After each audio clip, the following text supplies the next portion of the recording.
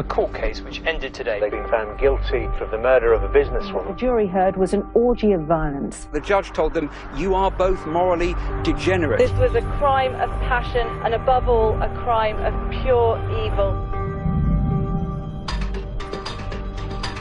Sadie Hartley was killed in what's been called an act of demonic savagery.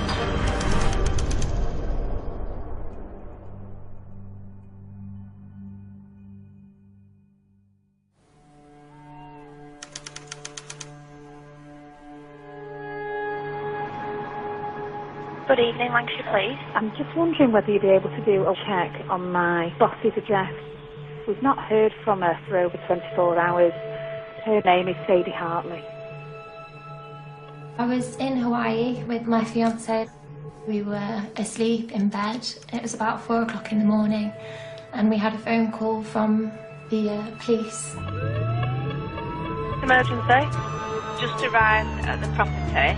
We're going to be forcing entry. There's a female inside on the floor with blood around her. I don't think there's words to describe the way I was feeling at that moment, especially being on the other side of the world where you can't go and be there and help.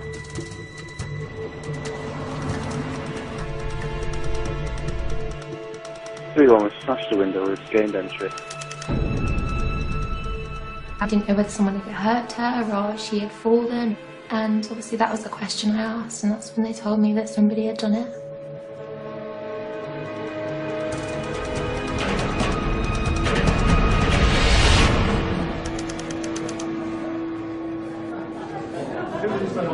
Great. Thanks. Yes, you know, thanks very much for getting us. I don't know if people have had the chance to see the photographs on the wall. That is a picture of Sadie. Okay, so just keep that in your mind. At least then you can associate and you can see, because when you see these images, there is a health warning because she doesn't look like that now. Police officers attended Sadie's home address last night. They've gone into the address, having forced to open the front door, and it's quite clear that she's been stabbed to death. Just to update you on the scene, I don't think I can underestimate the sight of what I saw, really, in terms of the severity of the attack on Sadie. I think it's true to say the extent of the injuries are something I've not seen. Sustained attack, clearly really violent and frenzied attack on effectively a defenceless woman in her own home. So Sadie is on the floor in the hallway, quite a way into the hallway really. It's not right on the doorstep. There are multiple stab wounds to her back, to her thigh, and those kind of areas. I've been a police officer for 25 years now. If there is anything that surprises me, it's probably the ferocity of the attack against a pretty defenceless lady in her own home. You know, thankfully that is very, very unusual. You know, she's a successful business lady, and sadly she's lost her life in the most tragic circumstances. Just to say, really, it's very important to get that justice for Sadie, important to get justice for Sadie's family, so please, please be meticulous in your approach in everything you do. So if I talk to you now about Ian Johnston, so he is current partner. He left 10 days ago to go to Switzerland skiing, and she was meant to join him this morning. Ex-fireman Ian Johnston was Sadie Hartley's current partner. He was abroad on the night of the murder, so he's not considered a suspect at this stage. However, he has revealed an earlier suspicious incident. Previously, she was very unnerved by the burglary that we had in August, felt very unsafe being in the house on her own. It's the first time he's been away since that burglary. It would appear the person who's committed this offence has come in without causing damage to the premises and then left in the same way, really. So that sort of identifies, or potentially identifies, a number of hypotheses that it could be, going from potentially the perpetrators of a previous crime when she's had a house burgled in August last year, right through to somebody who knows her. You know, this could be a random murder that has absolutely no rational reason for why they murdered Sadie. And they could strike again at any time, of course.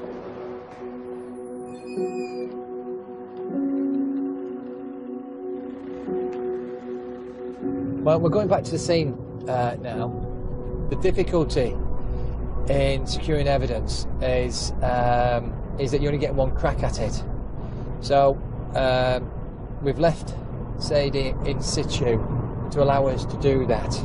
I don't want that to be any longer than absolutely necessary.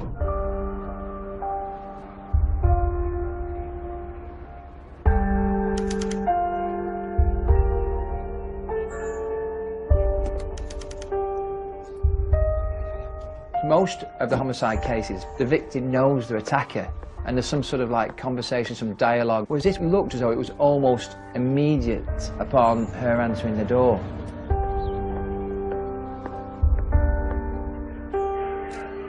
We're moving forward now by way of our forensic strategy. We'll get some samples sent off to the laboratory, get them examined tonight, and then we'll see where that takes us.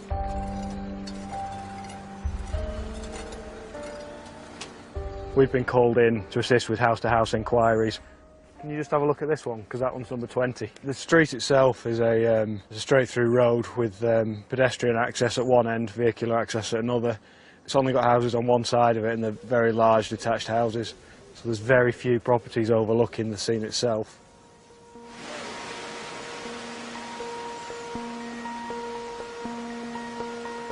As the house is so secluded, there's an urgent need for witnesses.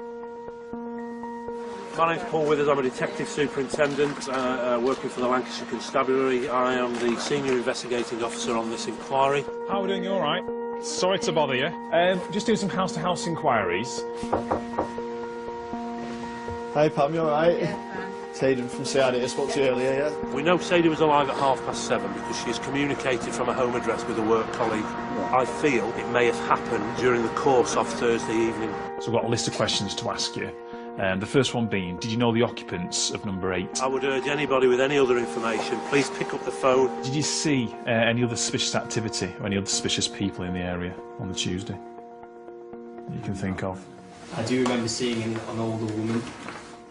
She wasn't doing anything suspicious at all, she was just doing her thing, but yeah, I saw an older woman. This case is quite unusual in the sense that there doesn't appear to be any apparent motive. You know, we're working very, very hard to try and identify why this has taken place. If it takes weeks, if it takes months, if it takes years, we will carry on and we will be unrelenting in our pursuit of the individual or the persons that have committed this offence against Sadie.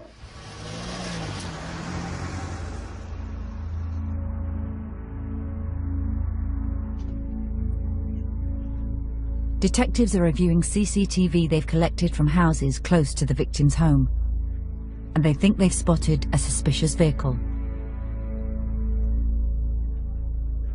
These are all £500,000 to £1 million houses. There's Ferrari, there's Porsches, Audis, BMWs, you name it.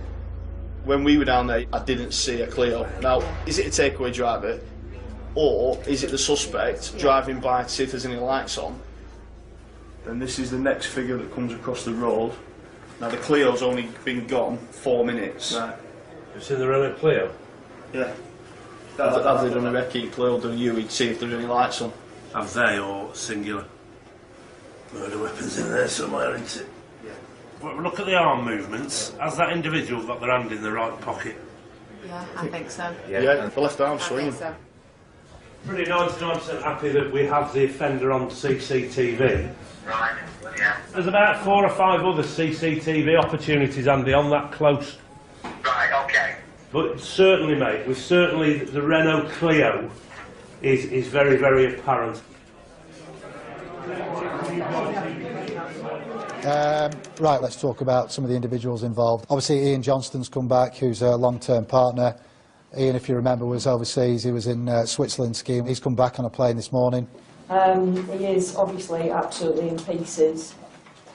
Ian has told us that earlier in the week, whilst he was speaking to Sadie, she told him that some flowers arrived for her at the address on Tuesday evening, and she went to the door and saw a person in a baseball cap who handed over what she described as a cheap bunch of flowers. Sadie was clearly unnerved by this, according to Ian. She felt nervous and she thought there might be a link to a burglary that had occurred to that address back in August. In addition to Sadie's anxiety about the delivery of the flowers, Ian has revealed a new lead. a woman he was seeing whilst he was with Sadie. From the inquiries we've conducted with Ian, we've spoken to him about an ex-partner of his, a lady in her 30s that lives in the Chester area. Ian describes her as being somewhat obsessive, and as a result of that, clearly we've begun to concentrate on this lady. Around 2 years ago, he had a separate relationship with a lass who worked for the chill factory in Manchester. Okay. She sends a letter to our victim disclosing the relationship. Okay.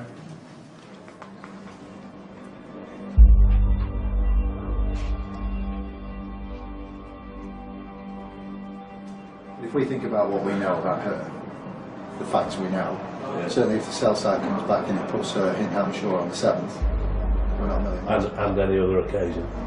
Yeah. The team have used cell site technology to track the location of this woman's phone, a 34-year-old called Sarah Williams. Despite the fact that she lives over in the Chester area, on the night that we believe that Sadie was handed a bunch of flowers, this lady was actually in the Helmshore area. The hypothesis could be that the week preceding the murder, that this individual made her way over to Helmshore, purchased some flowers, knocked on the door, clarified who Sadie was before handing over the flowers, only for her to return a week later at roughly the same time and commit what I can only describe as a brutal, callous, cold-blooded murder.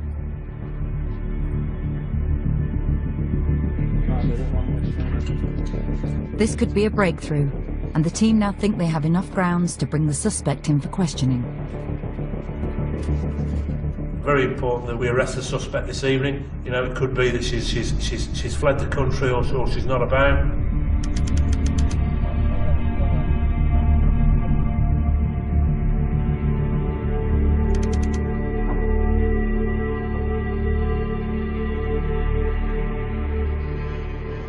As you can see, the Cheshire officers are going in with public protection gear on to the house that we've identified.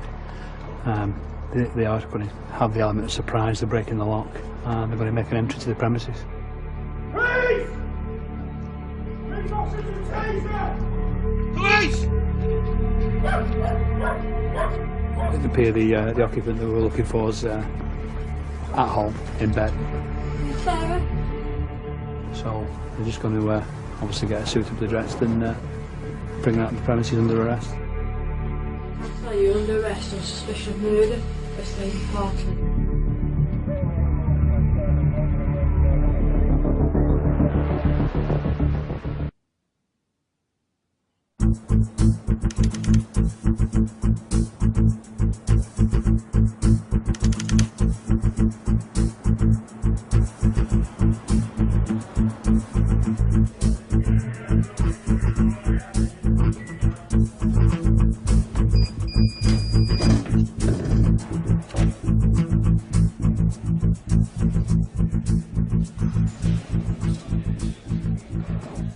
Okay, why's this lady here? She's been brought over from custody in Chester at this moment in time. She's under arrest on suspicion of murder. Okay.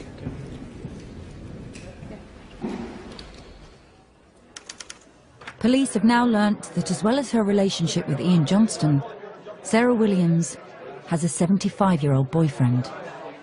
When we turn up at the address, we get there and the neighbours come out because obviously of the police activity, and they say, oh, are David and Sarah okay?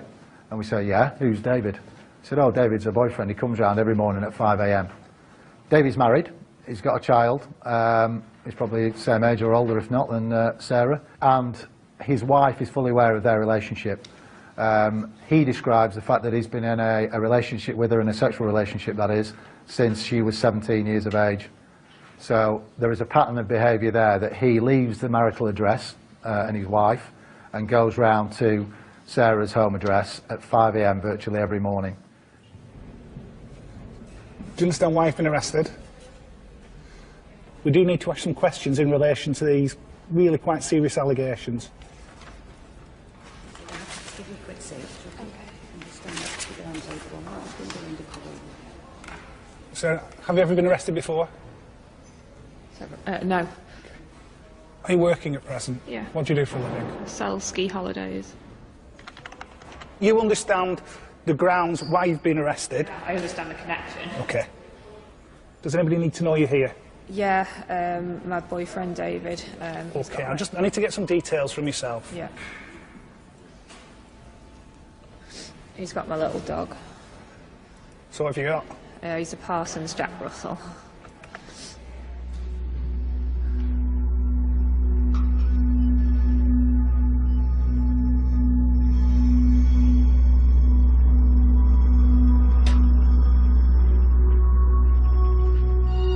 In an attempt to establish a motive for the murder, detectives have been examining the text messages between Sarah Williams and Sadie's partner, Ian Johnston. So what about Sarah? What about Sarah's billing? What do we think the catalyst is? Have we found the text message? Have we found that, I'm sorry, but this is ending? That text message where he has said, this is it, it's ended, that is 16 months ago. 16 months ago? Yeah. From that text messages, then we've got the letter from Sarah to Sadie, which caused a lot of problems between them two. Yeah. During that time, Sarah has kept in contact with Ian. So not to cause any more problems between Ian and Sadie, he's just dropped the odd text to her. Certainly from her point of view, if you read the note section on her phone, it's there are essays and essays and essays of fantasy of what she wants him to do, and that's from her. That's from her. Well, that's in her phone. That's in her phone. So that's good evidence, that. Okay, let's just let that sink in. Let's nail down the communication between Ian and her. Yeah. And this almost fixation. Yeah. I think the letters are interesting. Yeah. Between the deceased and... Yeah, Sarah. Sarah.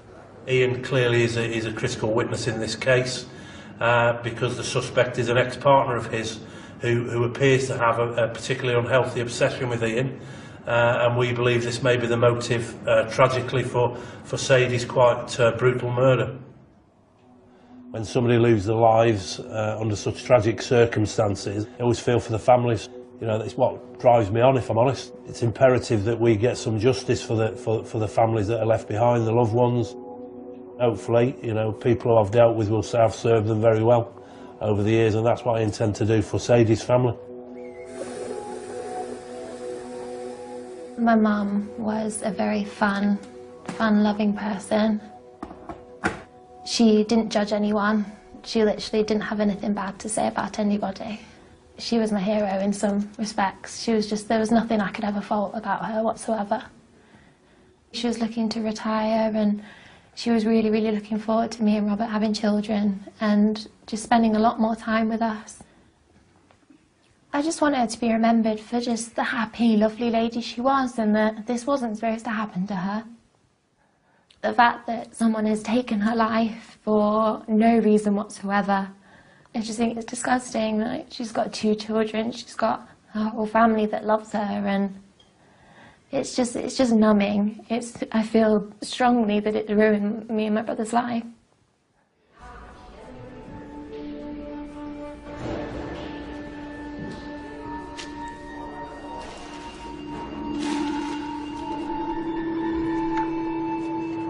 We're just going to go and meet the solicitor, who's here to speak to her client, and we'll then be going into interviewing her.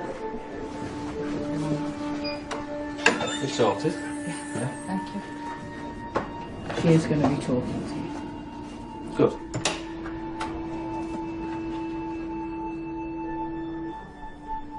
For Detective Constable Bryony Midgley, it's the first time she will be lead interviewer on a murder inquiry. Sarah. All right, this is Kate. You can be Yes, with us as well, all right? This innocent lady who's just minding her own business in her home, getting ready to go on holiday, exciting time of life, her daughter's just got engaged, and she has been brutally murdered at her home. And it's horrible.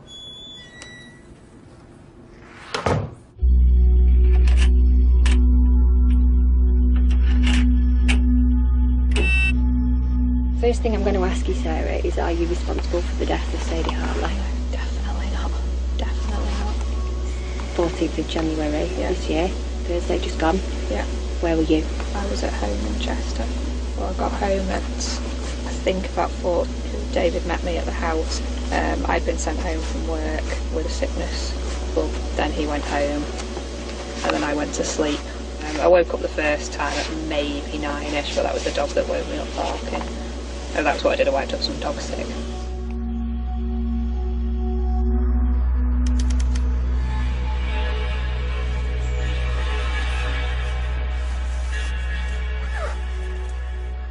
Despite Sarah Williams' claim to an alibi, forensic experts think they have made a key discovery. Dom, I know you've got some forensic stuff that you need to show. The forensic update I had earlier on was there's some dilute blood in one of the bathroom sinks. He wants to send that off in the morning first thing, along with our victim profile. Okay. Very quickly, the home address of our suspect appears to have been cleaned from top to bottom with bleach. Sadly, she appears to have missed a very small spot of blood on the sink. This is a real chink of light now that's come over this case, so fingers crossed. Yeah. If that is the deceased blood, it should be any charge of murder.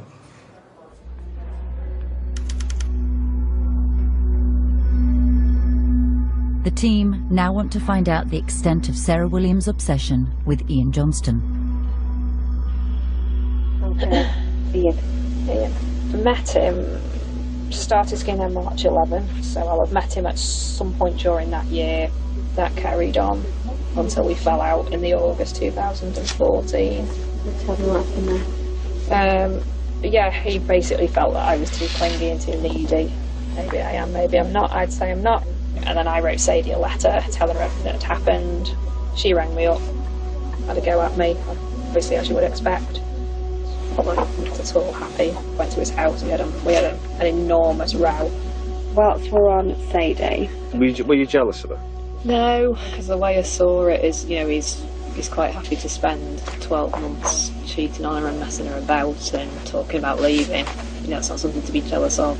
I didn't see if they had like a great relationship.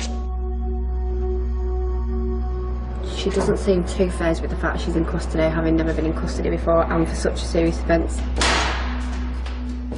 The only time she sort of made a reaction was when I explained what murder was, and she said, I thought I'd never be hearing those words. So there was sort of an acknowledgement that she was in a very strange situation at that point. First impressions are at this stage, she's very cool, she's very calm and collected, albeit we haven't put any difficult questions to her. We've just given her the opportunity to tell us what she wants to tell us. So we've got a long way to go with the interviews, but early stages are she's very calm. The police now only have 3 days to question and charge their suspect, or Sarah Williams will have to be released.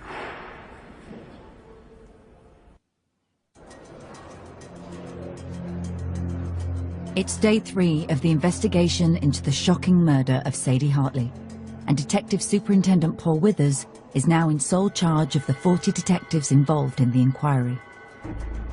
I'm happy with the way the investigation is progressing. Clearly we still don't have that golden nugget. The blood that's been recovered from the suspect's home address, if that comes back as the blood of the victim, you know, that's quite difficult to explain away in any police interview, and you know, I can't wait for that result to come back. The CCTV on the night of Sadie's murder, we could see that there was a Renault Clio that arrived on Sunnybank. We get the Renault Clio going on the close about 10 to 8. Yeah, it then comes off. Murder then occurs, I would suspect. I really think we probably need a team absolutely thrashing the life out of any CCTV opportunities. What time are we in there again, sorry? 2012 to 2020. Right, the murder weapon, we haven't got back. Mick, I need to be 1000% positive, mate, that has not been discarded in any of that wooded area opposite the addresses. Any streams, it all needs doing.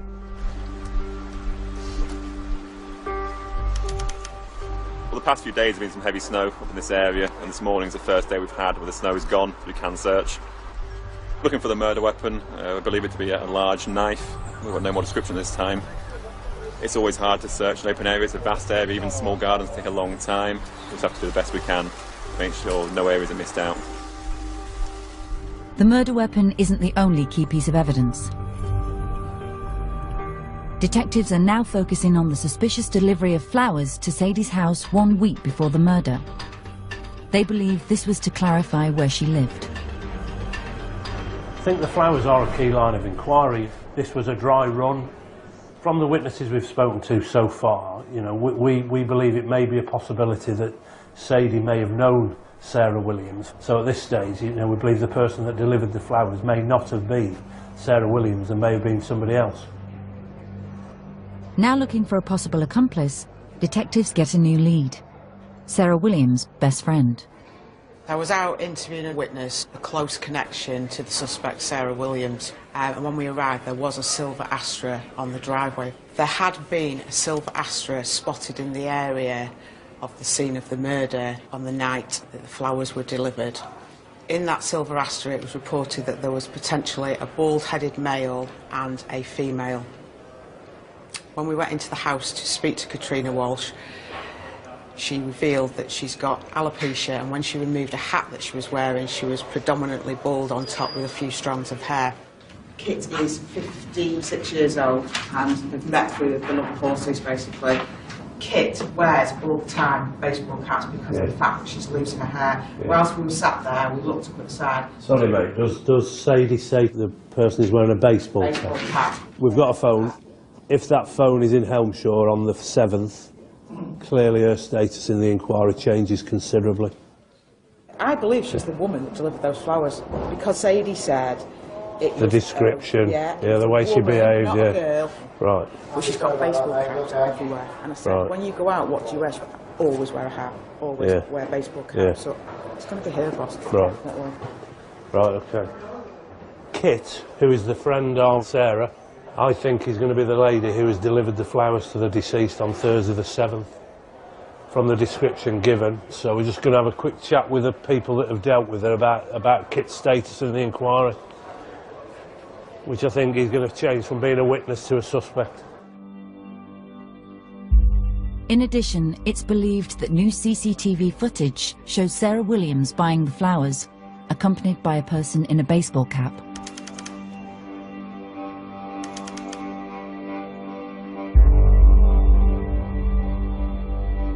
Do you see a face on this?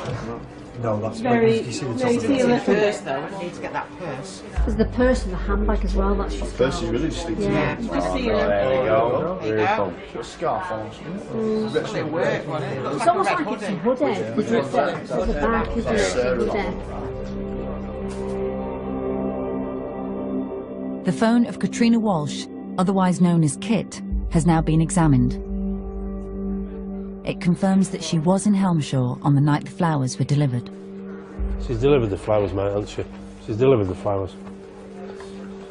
But she doesn't self-site in the area any other dates. As a result of the information that has come from members of the inquiry team, we've made the decision basically to arrest a lady by the name of Kit. We know that the phone belonging to Kit was actually in the vicinity of the home address of the victim on the 7th of December, so hence that's why we're going to effect the arrest today. Just step into there and watch your head on the top. Yeah. Okay. Watch your head and just take a seat down there.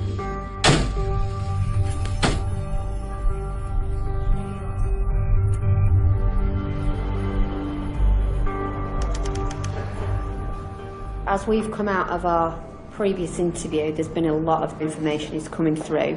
Around the 7th of January, the flower delivery night, she denies going anywhere near that house, denies any knowledge of the house. And there's things coming up now that are stamping holes in her story that we need to challenge Sarah with. Bryony and the team have discovered Sarah Williams often visited Ian Johnston's former home, which is also in Helmshire. Holcombe Road in Helmshire. When have you last been to his house? To his house to see him. not since we had that massive Barney, but I've been and sat outside it quite a number of times. When did you last do that? Last week, I think it was Thursday. Was that Thursday the 7th? Yeah, it must be. We're saying that on the 7th of January, you've gone over to Elmshaw, decided to confirm that Sadie lives at that address on Sunnybank by this ruse of having a bunch of flowers. Is that the case? You have to be out of your bloody mind. I'd like you to know that at this current time, officers were looking for Kit to arrest her on suspicion of murder. Her phone pings a mast in Helmshaw at the same time that your phone pings a mast in Helmshaw on Thursday the 7th of January. Is there anything you want to say in relation to that? I hope it's not as terrifying for her being arrested, because having people coming into your house at 3 in the morning it's terrifying. It's absolutely terrifying.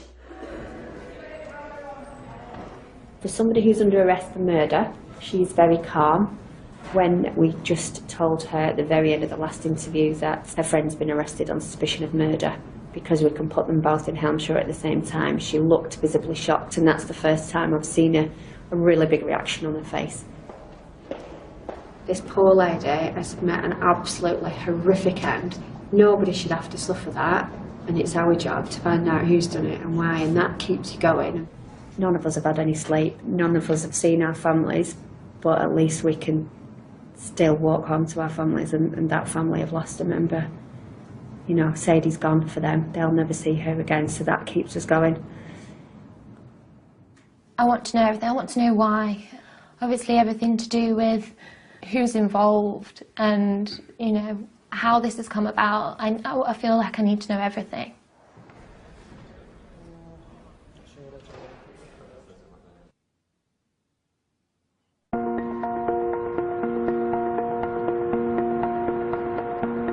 Lancashire police are investigating the brutal murder of businesswoman and mother Sadie Hartley. Evidence is beginning to mount, and now forensics have thrown up a new lead. There was an item which was stuck in the kind of roll-top neck of Sadie's jumper. What we did, we sent that through to our forensic science lab. He indicated that he believed that it may be from a stun gun. He said they're mass-produced, really low cost. You think of this poor lady who's either been zapped with it straight away, you know, perhaps our offender has said, I want to talk to you. Our victim's walking away. If you think where her body was located, it was probably about 10 feet into the hallway. You know, is she leading the way, and then she's done it on the back of her neck, and then set about, and then she's been stabbed to death, you know, 50 knife blows. So, you know, absolutely top end this for me. And, you know, where she got this stun gun from.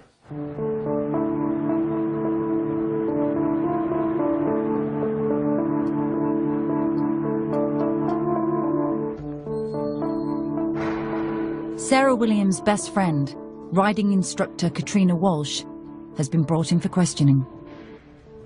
This is Katrina Walsh, and she's here on suspicion of murder. She's been arrested in Chester. Do you understand why he's been arrested? Yes, you don't need to I do. agree with it, but do you understand why? I understand why, but I don't remember. I don't recall, because I have a memory problem. If I don't write things down, I forget them within three sleeps. Two sleeps, I can just about remember them. One sleep, it's hazy. 3 sleeps, it's gone. I will tell you everything I know. Not yet. Right. I won't be asking you any questions in relation to this matter at the desk. Right, yeah. It's my job as custody sergeant to look after you and your welfare and make sure you're treated properly. I'm not part of the investigation itself, do you understand that? So if at some point you want me to notify someone you're here, I'll do that for you. At this moment You better tell David. Who's David? David's who I've been staying with, because he'll be expecting me back. Okay. Is David a partner or just a friend? He's a partner of Sarah. Okay. Who's at the centre of all this. Ah. And he doesn't believe she did it, but I've been really worried because I've had that note to myself that she might have done it, in which case, you know, I've been petrified. Because until I knew whether, for sure, I mean, because now I've forgotten, I couldn't be sure. And I also couldn't be sure if I'd done it. Katrina, Yeah. if you had a solicitor here now, you would be advised not to comment at all on the allegations. All right. I know it's an unsolicited comment. I want to tell everybody what I know before I forget it. During the arrest, Katrina Walsh, who claims to have a short-term memory, told officers about a note she wrote in her diary, which could relate to the murder.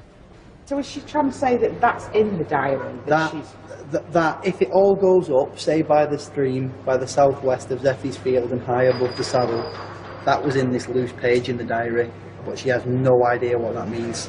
I thought Zeffie was a place. Zeffie's a horse. Yeah, I've just realised that in custody when she said, someone's going to have to look after my horse, Zeffie. So I realised then.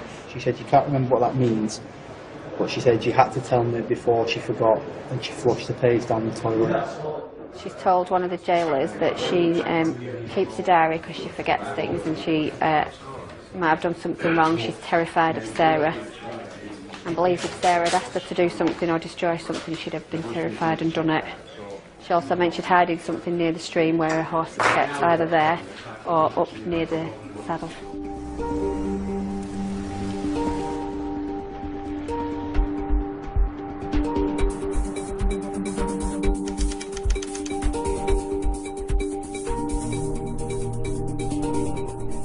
Got a suggestion she's come here, she's made reference to a horse, Zephyr, a field. She has a stable here that the horse is kept in. Obviously we've got a list of items that we are particularly looking for, so the teams are briefed on what we might be looking for. A pointed weapon, potentially a knife. I've no further description, unfortunately. Some suggestion of a stun gun, like a taser. Mobile phones, Apple devices, vehicle keys and receipts, including financial documentation.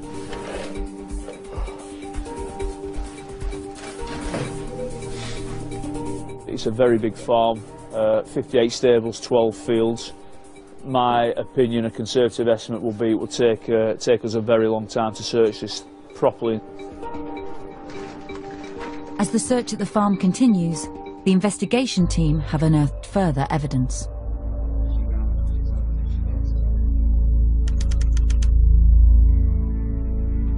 She's in, according to her interview, she's in bed.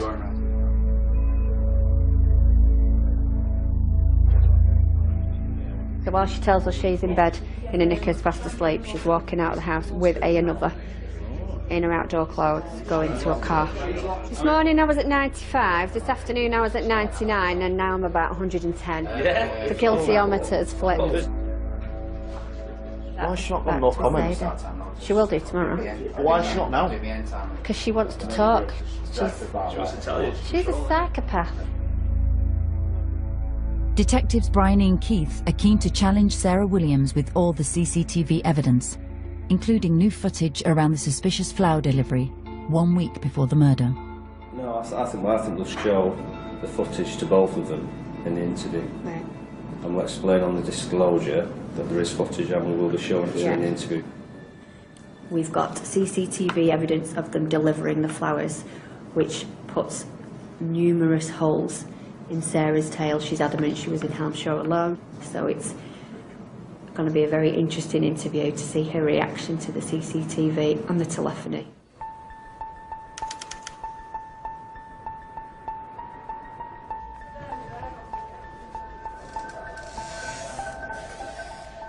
She was very confident in the first interview, and I think that confidence is waning now. I think she's realising that things are getting tricky, and they're going to get trickier for her. And I think that is why she'll probably go no comment now.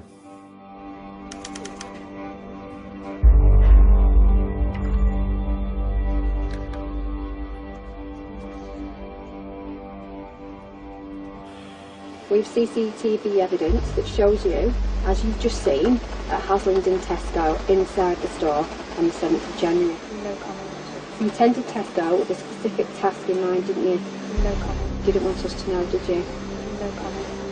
What I'm going to show you next, Sarah, is CCTV from Sunnybank Road, and it shows two figures with a bunch of flowers walking down the road towards Sadie's house.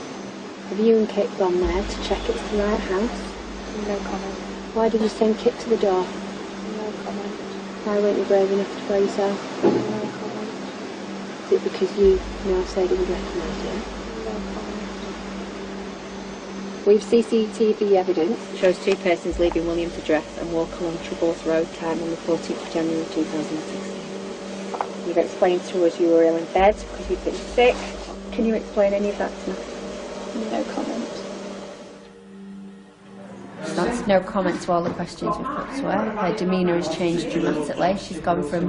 There's been a lot of sitting forward and eye contact between me and her in the previous interviews. She's really gone into a shell, and I can only begin to imagine what's going through her mind right now. If she wants to answer no comment, it can help us further down the line. Obviously it's frustrating because you want them to tell you what they've done. We all want to know, don't we? What she's done, why she's done it, how she's gone in, what she's done first, why she stabbed her, how she stabbed her, how she used a stun gun. We might not get that from her, and so that's frustrating.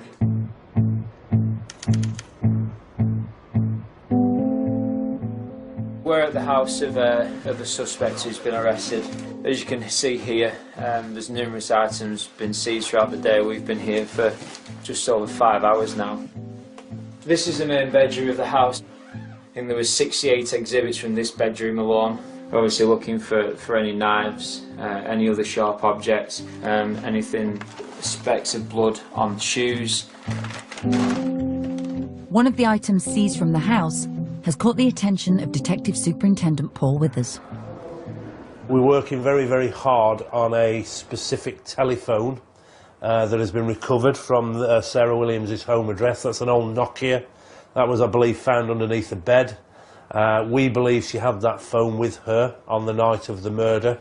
The very first call it makes is to Crystal Holidays. It's a 14-second call, which we know is Sarah Williams' employers. Yeah.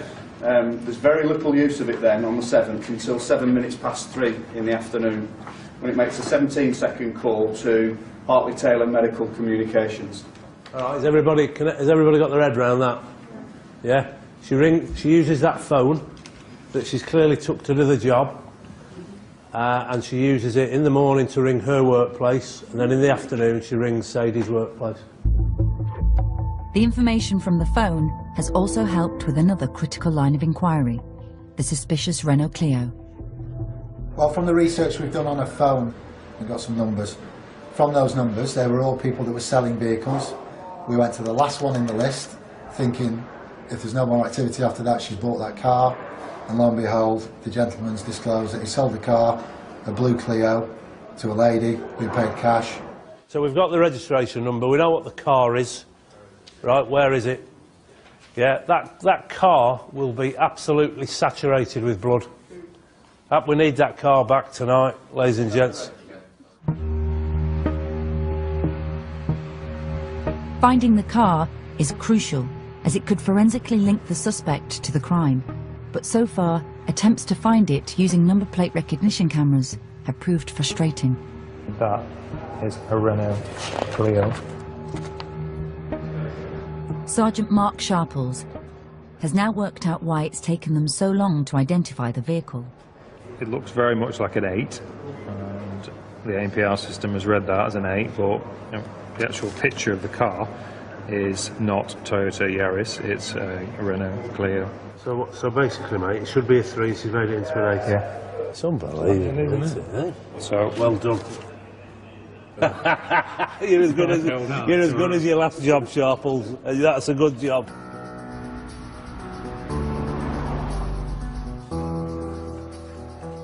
Armed with the correct number plate, it's only a matter of time before the police locate the Clio. Control to Sierra Alpha Car 2. And very quickly, they have a breakthrough. In a car park 55 miles from the murder scene. Where else is it? Victoria views. I'll just put him on, all right? Andy, how you doing, mate? Absolutely fantastic, mate. Great work, pal. That's the last cell sighting of Sarah's phone. This is the location of where it's been found, so just bear with me. I'll plot that for you. In the middle of a car park, there's no issues with it. It appears to be showing its original plate, but they do look like there's remnants of sticky tape over the 3. Yeah. Tell you what, Adrian, you are brighter than you look. We've located the suspect vehicle we're looking for, the Renault Clio. So what we will do from here is we will arrange a full forensic recovery, so effectively nobody touches that car, not even the people doing the recovery. The potential in that vehicle is huge for blood transfer because the offender has not had a chance to clean themselves, to wash themselves, to change their clothing. From the CCTV footage we've got in the locality around Helmshore, the vehicle's gone off pretty sharpish after the offence, so they are going to be laden in blood. So it's a critical find for the investigation.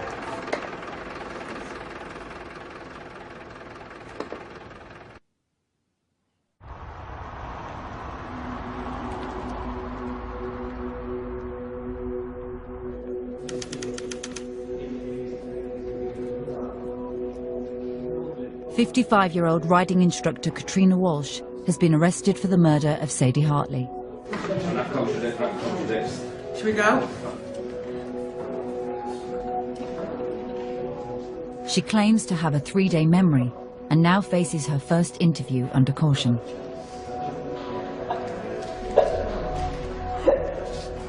At the moment, it is still very unclear what her role has been throughout these proceedings.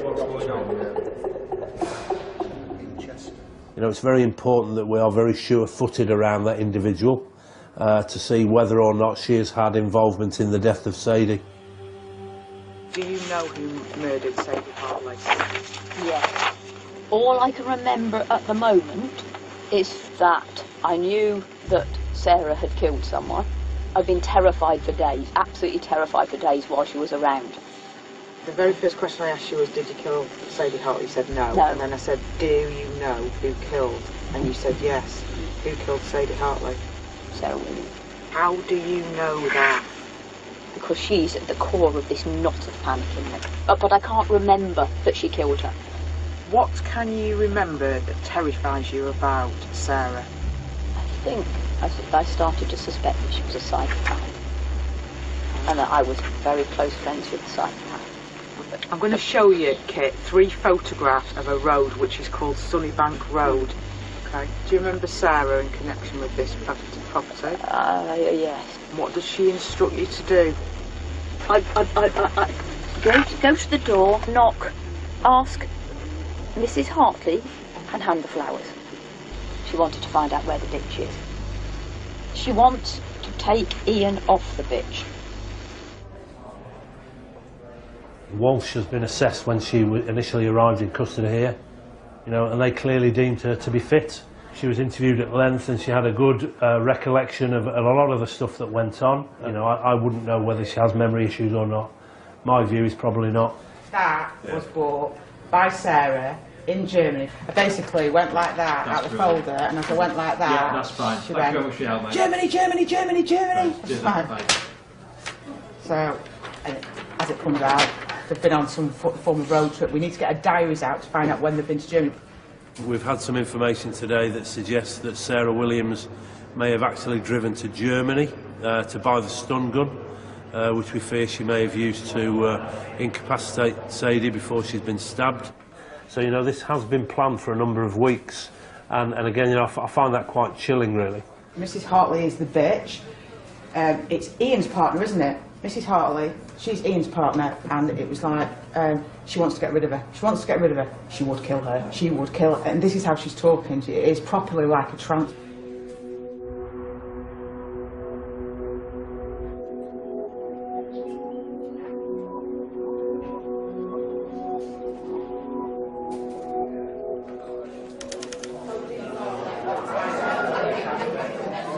Obviously, we sent off the blood sample, didn't we, from Sarah's home address. There was a fragment of blood that was dilated on the bath.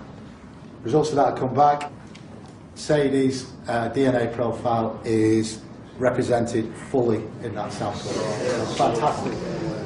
So that's an absolute corker. All right, bit knackered.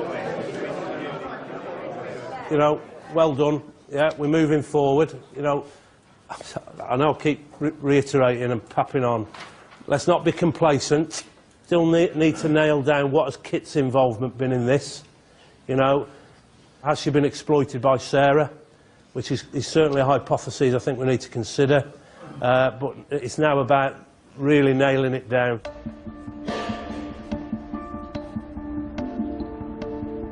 We're going to put everything to her now. We need to go into the day of the murder. We've skirted around it a long time now, so it's time to discuss weapons, injuries, how she's committed the murder. But the evidence now is getting so overwhelming and so compelling, and that blood, there's no other explanation from what she's told us so far about her relationship with Sadie as to how Sadie's blood could be in her bathroom.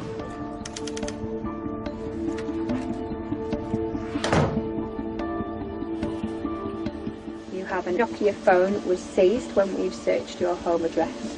First call it makes is the phone number of Sadie Hartley's business. No comments. So Sarah, the victim of a really ferocious stabbing, we have her DNA in your bathroom. Is there any feasible reason how that could have happened? No comments. Sarah Williams has now been interviewed for just under 6 hours. We need to make sure that everything is completely watertight and there won't be any bits for the defence to pick on, or any holes or loopholes or bits that we've missed that they can say, well, if you'd have asked my client at the time, she would have said, this lady needs justice, her family needs justice, somebody needs to be convicted for this murder, the right person needs to be convicted for this murder. My mum was just such a trusting, loving person that if there was an issue, all you had to do was talk to my mum. She never ever got confrontational, she never got cross, she was never angry, all she ever wanted to do was talk things through. And I feel like if that had happened, this wouldn't have happened, and she would still be here with us today. It was pointless. Katrina Walsh will now be interviewed for a second time. This will be filmed to be used as evidence in court. With Sarah Williams refusing to talk, this testimony could prove to be crucial. What evidence is it that you've hidden? I've hidden a zapper, a knife, the soles of some boots. Tell me what a zapper is.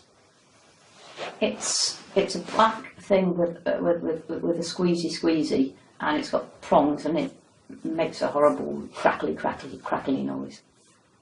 The next item on this list, what does that say? A knife. Right, tell me about that. It's a knife, and I suspect, at the time I suspected it's killed somebody. Okay, why do you suspect that? Because I've been told to destroy it. Who by? Sarah. She got in my car and gave me bags with instructions to burn the clothes and the towels and everything, and utterly destroy everything else. Okay. I opened the bag. I opened the bag.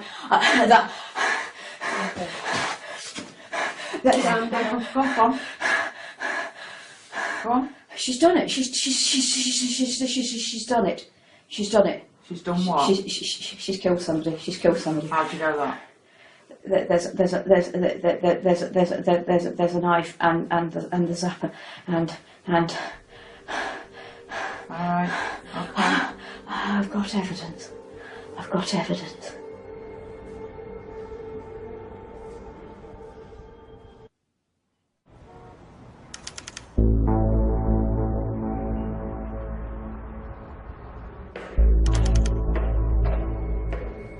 Detectives investigating the horrific murder of Sadie Hartley now believe they have built up a compelling case against Sarah Williams.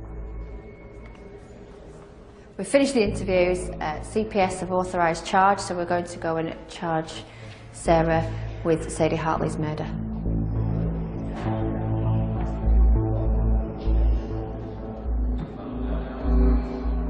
It's not every day you get to charge someone with murder, is it?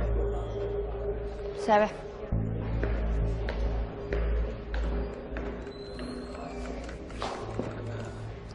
Okay, Sarah, CPS have authorised us to charge you. So I am charging you with the offence of murder that on the 14th of January 2016 at Helmshire, you murdered Sadie Hartley. Contrary to common law, you do not have to say anything, but it may harm your defence if you do not mention now something which you later rely on in court. Anything you do say may be given in evidence.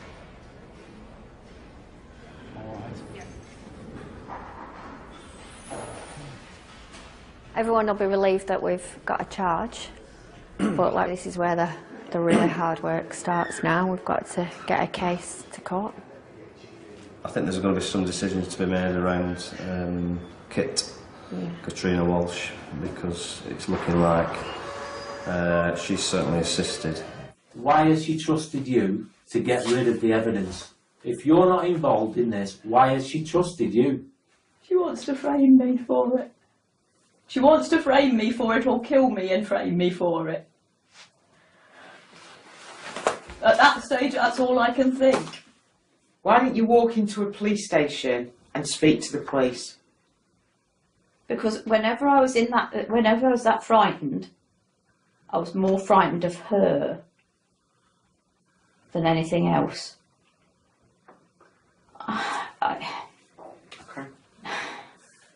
Sadly, Kit, it shouldn't be me that you're sorry to. But And oh no, I'm very, very deeply. But you shouldn't be sorry to me. No, I'm deeply sorry. I mean, that's the. Oh God. Right. Okay. Right. Take that one for you.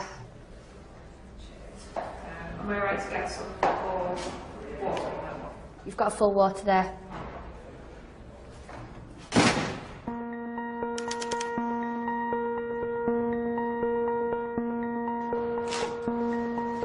A lot of people think, you know, when someone is charged with murder that all the work's been done.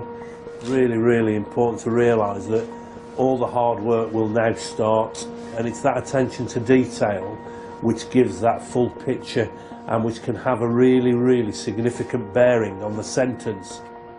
With forensics confident that there are considerable traces of blood in the car, the team can focus again on Katrina Walsh. Katrina, talk to us about Katrina. She thinks, and this is the theme throughout when we've been asking, why have you done this? We're playing Hunted. They've been watching a programme called Hunted, which is where you hide from the authorities. It's just a game. Nobody gets hurt. It's just a game. Did you say anything about the murder weapon, the knife or the taser? She will be able to tell us where all these items are. Right. We clearly need to get her out.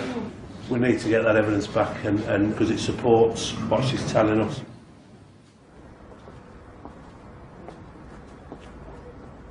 The plan today is to go out and we're going to do something quite unusual. We're going to actually take her out to this farm where she's agreed to show us where she's concealed these items.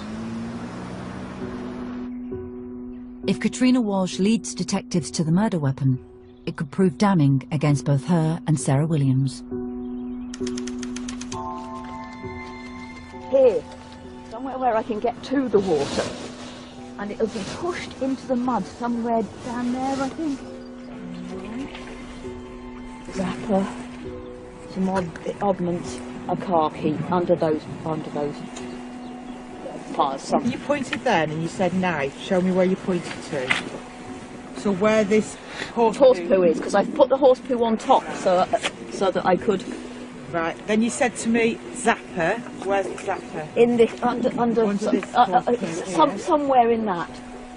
Okay. So where did you go next? After doing that, I went up to the yard where the. Right. Well, come on. You show us. We'll follow it back up. Yep. Follow it back up.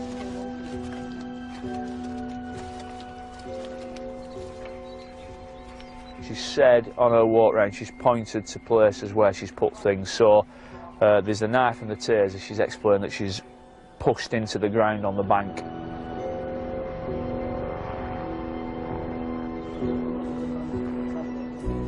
Actually be the car key? Yeah, I'm thinking that. We found what initially looks like pepper spray with something underneath it. Is there a barb missing, Chris? Yes, there is. Yes, nice one. That's the same one that's on my bed. There was at the scene a barb that was recovered, we believe, from a stun gun. We've just recovered a stun gun as well, missing a barb, so there's just the one barb on there where there should be two. We've also recovered a car key, which we believe is of interest to the inquiry team as well.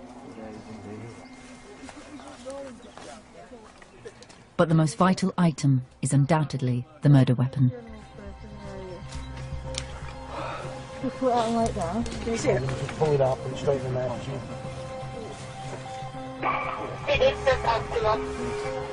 Wow. Big, isn't it?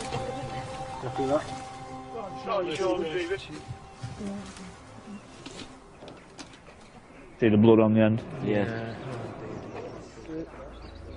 Still got blood on it.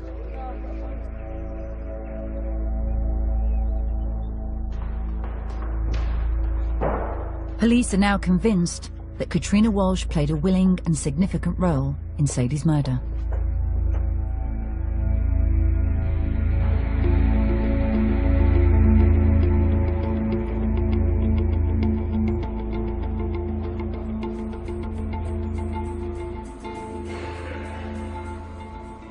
You are charged that on the 14th of January 2016 at Helmshaw murdered Sadie Hartley contrary to common law.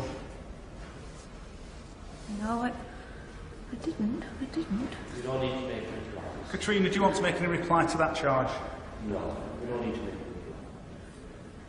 Katrina? Do you want to make a reply or not? Mrs. Walsh, we don't need to make a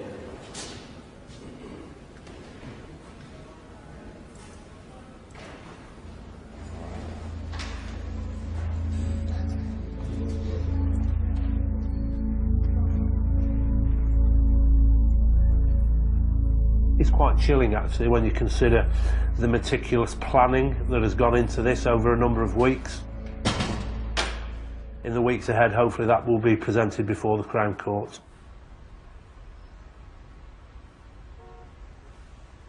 With the trial looming, the team have built up a more complete picture of what took place and have discovered some compelling new evidence which further implicates both Williams and Walsh. When Katrina's house was searched, seized a lot of diaries, so I was allocated the task of going through the diaries, and I've read through 2010 to 2015. The planning for the murder came a lot earlier than we thought it would have been. I think it's about 18 months in advance that is the first mention of taking Sadie out, or words to that effect. So Katrina's defence in interview was that she didn't know anyone was getting murdered, it was all a game. She did know somebody was getting murdered, and she was very much implicit in that. She writes at one point, I may take part in this, and I'm quite excited by it, I can't sleep. I think she has a glass of Southern Comfort to calm her nerves after the first day of planning. I think the relationship between them is quite a bizarre relationship. It's almost as if Katrina Walsh is almost infatuated with Sarah Williams, and there are parts where it appears that Sarah Williams may be financially exploiting Katrina Walsh as well as other people. You can see the page is ripped out there. There's 2 full pages, there's amendments, there's crossings out. But she obviously realises there's incriminating stuff in there, else she wouldn't have gone back and ripped key passages out. But having read these, I very much doubt she's got a memory issue, because she's remembered that she needed to go back and cut things out. So she says, poked Sarah, who said she would ring. I guess Ian getting back has sent her craziness off again. Relaxed and got a call in the afternoon, and Sarah came round, so got caught up in endless murder plots for Ian's other half. I'm going to be involved now, heaven help me. I have no moral qualms, just a serious don't let us get caught twinge. Her diaries have just completely blown her defence out of the water. August 2014, she's been writing about murdering Sadie, so she did know somebody was going to get killed, so it's really key evidence. With both defendants pleading not guilty, the trial is a long and painful process for Charlotte and the family. I want to be there every single day. I just want to hear everything to almost try and make sense of it. I don't know if it'll ever help myself or my brother. I don't think anything will. I want to know why. I don't think we'll ever get the answer why.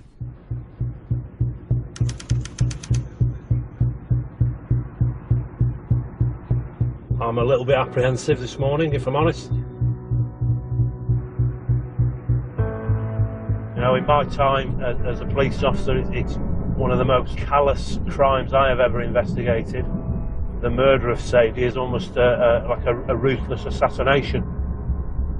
It's always on your mind that the trial could go the wrong way. Thankfully, it's only ever happened once to me in my service. And again, if I'm brutally honest, something that haunts me still, probably will stay with me till the day I die.